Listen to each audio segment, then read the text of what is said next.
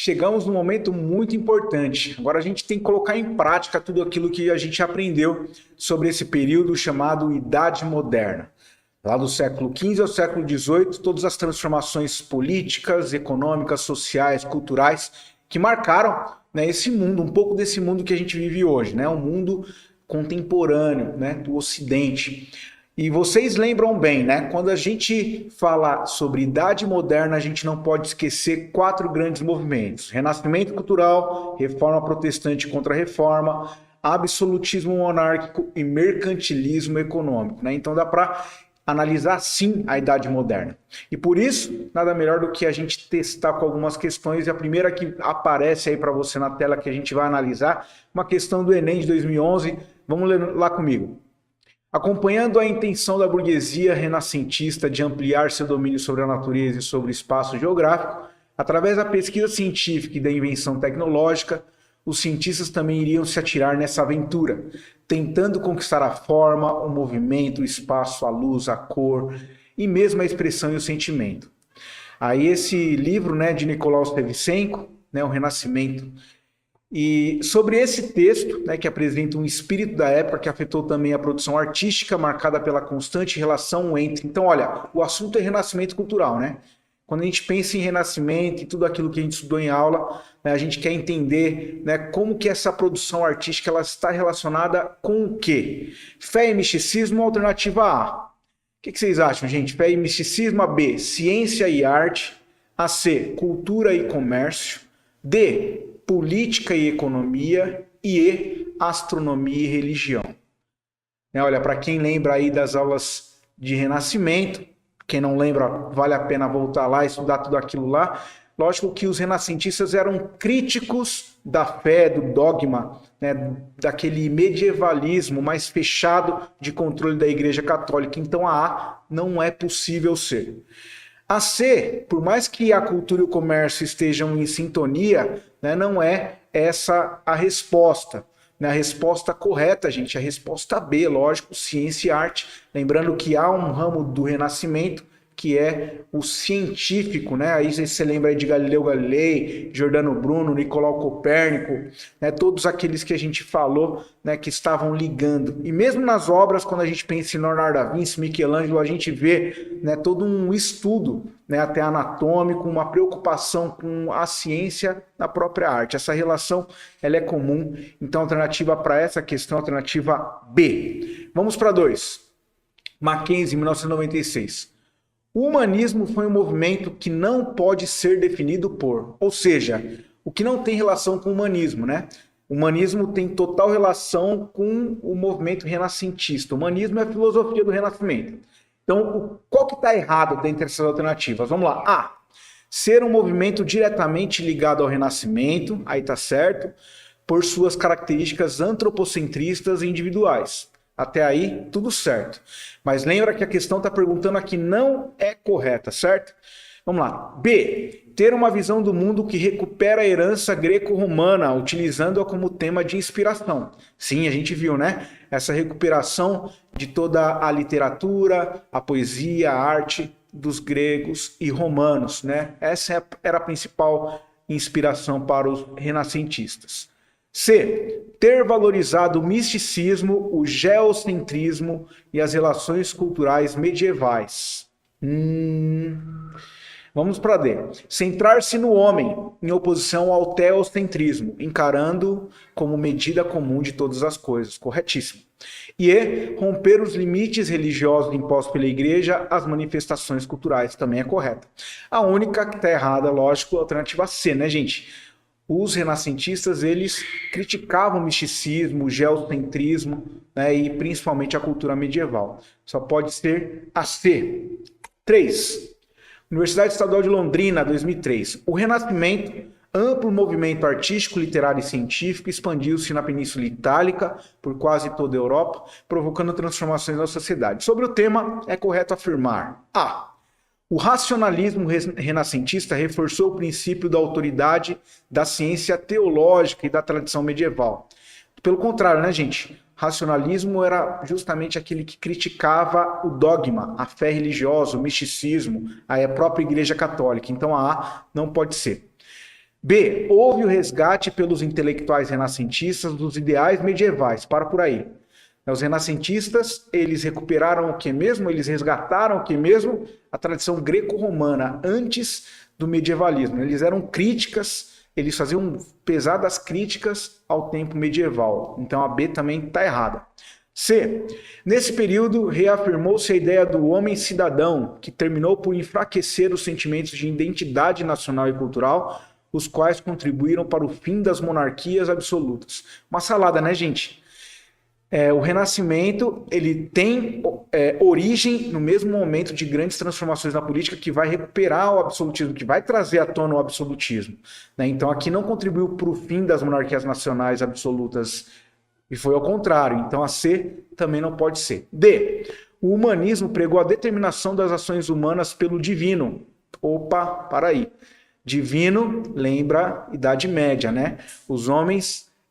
tanto a filosofia humanista quanto os homens do Renascimento, eles, né, tinham como pressuposto básico a razão, o racionalismo. Então eles eram críticos dessa teologia. A D não pode ser. Então deve ser a E, né? Vamos lá.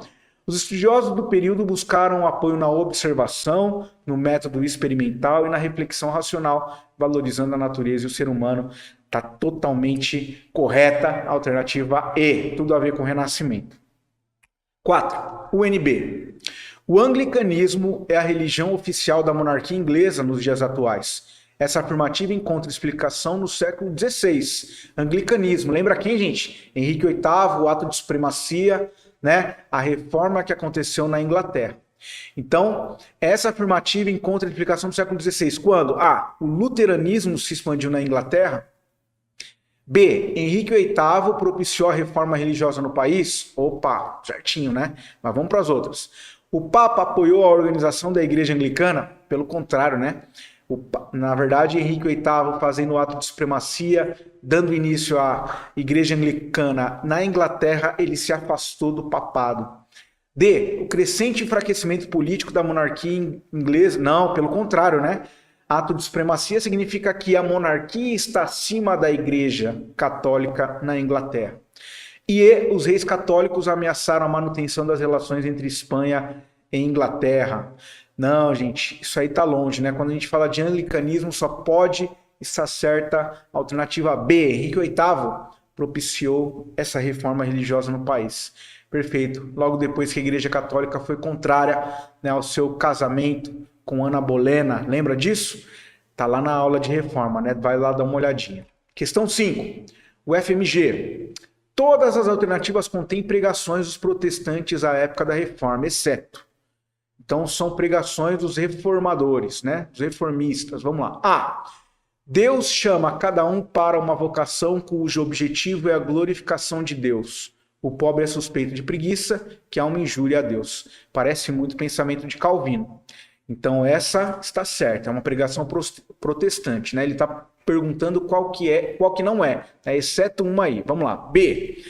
Não nos tornamos justos à força de agir com justiça, mas é porque somos justificados que fazemos coisas justas, né? Lembra bastante a justificação pela fé de Lutero, né? A B está correta. C. O rei é o supremo chefe da igreja. Tem todo o poder de examinar, reprimir, corrigir erros, heresias, a fim de conservar a paz no reino. Ato de supremacia, né? Igreja anglicana. O rei é chefe da igreja lá na Inglaterra, né? Então aí está Henrique VIII. Né? Então, olha, começamos com Calvino, depois Lutero, agora Henrique VIII, agora vamos para D.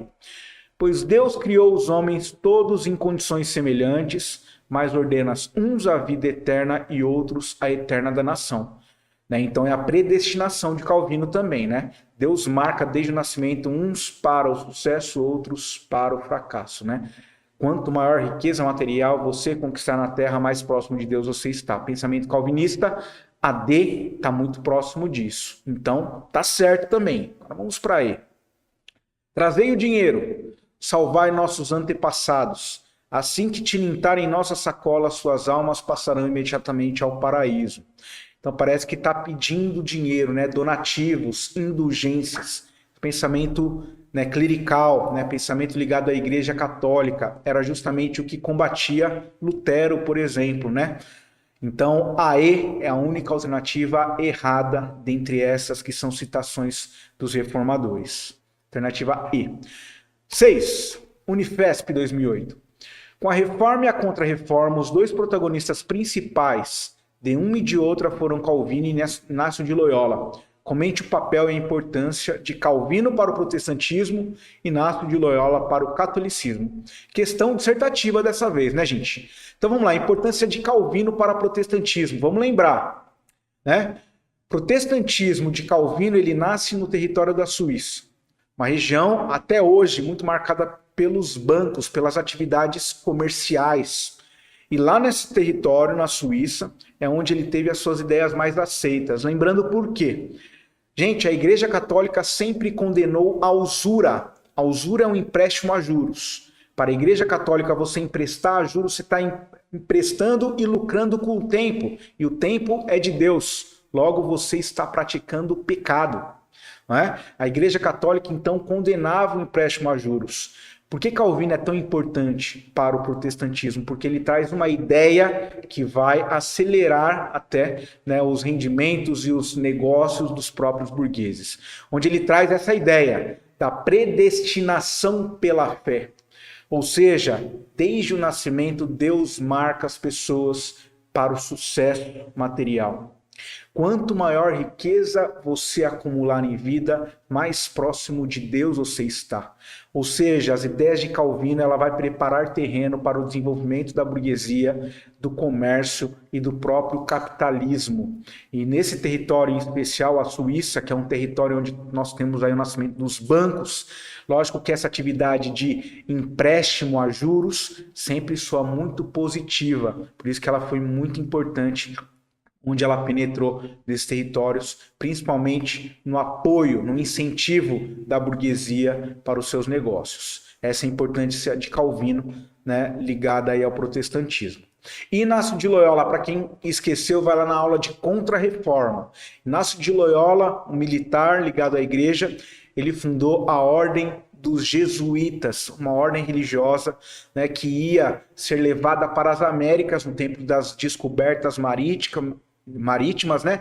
E essa catequese, patrocinada por esses padres, né, por essa ordem dos jesuítas, ia levar a fé católica para as terras descobertas. Então, por isso que nós tivemos a ação dos padres jesuítas no Brasil, né, com essa proposta de levar a cultura clerical católica aos povos nativos da América, né? Toda essa importância, né? E nós temos também a importância de toda essa cultura, então, católica, que vai penetrar muito aqui na América, né? Se você olhar até hoje, né, os países da América Central, América do Sul, eles são profundamente marcados pelo catolicismo, e lógico que isso veio dessa época da Contra-Reforma, e Inácio de Loyola, então ele traz essa ordem dos jesuítas para acelerar essa cultura clerical, católica, nas terras descobertas. Então tá aí, gente, né? A forma que você vai construir o texto aí fica, né, do seu jeito, mas tem algumas palavrinhas que você deve colocar aí para mostrar que você conhece do assunto. Questão 7, FGV. Daqui nasce um dilema. É melhor ser amado que temido ou o inverso? Respondo que seria preferível ser ambas as coisas, mas como é muito difícil conciliá-las, parece-me muito mais seguro ser temido do que amado, se só se puder ser uma delas. Né? Citação do Príncipe de Maquiavel, a gente discute nas nossas aulas de absolutismo, né? Com os teóricos do regime absolutista. Então, a respeito do pensamento político de Maquiavel, é correto afirmar que A. mantinha uma nítida vinculação entre política e os princípios morais do cristianismo. Não, né? O texto de Maquiavel ele é muito mais próximo do né? Da laicização. Ou seja, a preocupação dele era com o governo, com a cidade, né, com as leis, com a justiça, né, não tinha ligação com o cristianismo. B. Apresentava uma clara defesa de representação popular e dos ideais democráticos. Não, gente, é o teórico do absolutismo. Né? Ainda não há democracia. Aqui é a defesa do príncipe, a defesa do poder centralizado, do absolutismo. Não pode ser B. C. Servia de base para a ofensiva da igreja. Já para por aí, né, gente? Servia de base para a igreja? Não. D. Sustentava que o objetivo de um governante era a conquista e a manutenção do poder. Opa, essa tá boa, né? Vamos para isso só para tirar a dúvida. Censurava qualquer tipo de ação violenta por parte dos governantes. Não, muito pelo contrário, né? O fim justificam os meios. É justamente esse poder centralizado na mão do monarca, do soberano, aquele que vai agir com justiça, mesmo ele pode negar, ele pode roubar, ele pode matar até os seus súditos, desde que ele queira o melhor para a sua nação. Então a alternativa certa é a alternativa D, gente. Sustentava que o objetivo de um governante era a conquista e manutenção do poder. Lógico, e tem a ver com esse texto, é melhor ser temido do que amado nesse sentido. Questão 8. Assinale a alternativa que contém um fragmento do texto escrito por Jacques Benini Bossuet, teórico absolutista francês. Para quem esqueceu, vai lá na aula de absolutismo, gente. Jacques Bossuet, um dos maiores teóricos do absolutismo monárquico, escreveu Política segundo as Sagradas Escrituras, né? Então vamos tentar lembrar aí o que é a teoria do direito divino dos reis de Jacques Bossuet. A. Daqui nasce um dilema. É melhor ser amado do que temido, ou o inverso. Para aí, né? Lembra o que, gente? Essa questão eu acabei de ler para você na 7 aí, né? Lembra Maquiavel. Aí é uma outra teoria. B. Tudo, portanto, que advém de um tempo de guerra, quando cada homem é inimigo de outro homem, igualmente advém o tempo em que os homens vivem sem outra segurança, além de que sua própria força e sua própria astúcia conseguem provê-los. Isso aí, gente, é Thomas Hobbes, né, onde os homens vão utilizar a sua astúcia e a inteligência para se matarem. O homem é o lobo do homem. Questão, né, a B está ligado a um outro pensador absolutista. C. É somente na minha pessoa que reside o poder soberano. É somente de mim que meus tribunais recebem a sua existência e sua autoridade. A plenitude dessa autoridade que eles não exercem não em meu nome permanece sempre em mim, e o seu uso nunca pode ser contra mim voltado. Nossa, isso aí está muito absolutista, mas muito ligado à ideia de soberano. Para mim é uma citação aí de Luís XIV, né, o Rei Sol. Agora vamos a D, ó. Todo poder vem de Deus. Os governantes, pois, agem como ministros de Deus e os seus representantes na terra. Consequentemente, o trono real não é o trono de um homem, mas o trono do próprio Deus. Tá aí, gente, a teoria do direito divino de Deus, de Jacques Bossuet, no seu livro Política segundo as Sagradas Escrituras. A D é a correta, mas vamos ver a E por desencargo. Se o homem, em estado de natureza, é tão livre, conforme dissemos, se o Senhor é absoluto da sua própria pessoa e posse, igual ao maior e ninguém sujeito, por que abrirá ele mão dessa liberdade? Por que abandonar o seu império e sujeitar-se-á ao domínio e controle de qualquer outro poder? Está ligado também a Thomas Hobbes, né, estado de natureza, onde os homens vão usar a sua astúcia para matar o outro homem. Então ele precisa de um poder forte, né? Mas não é a teoria de Jacques Bossuet, a única correta, a alternativa D. Vamos para a última questão. Unesp 2010. A propósito da expansão marítimo-comercial europeia nos séculos XV e XVI, pode-se afirmar que a Igreja Católica foi contrária à expansão e não participou da colonização das novas terras. Se vocês lembrarem lá, né, da Companhia de Jesus, se vocês lembrarem do movimento da Contra-Reforma, se não lembrar, vai lá. A Igreja Católica deu suporte, né, à expansão marítima para levar a cultura clerical às terras conquistadas. Então a A está errada.